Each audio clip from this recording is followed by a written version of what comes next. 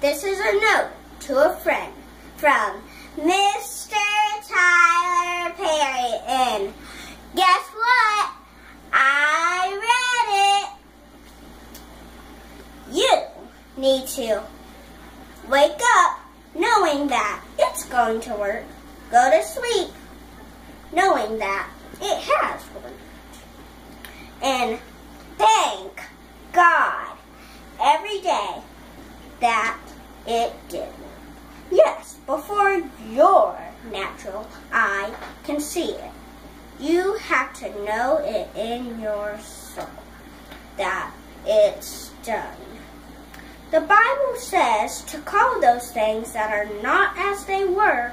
That means believing and speaking the success you want into your life.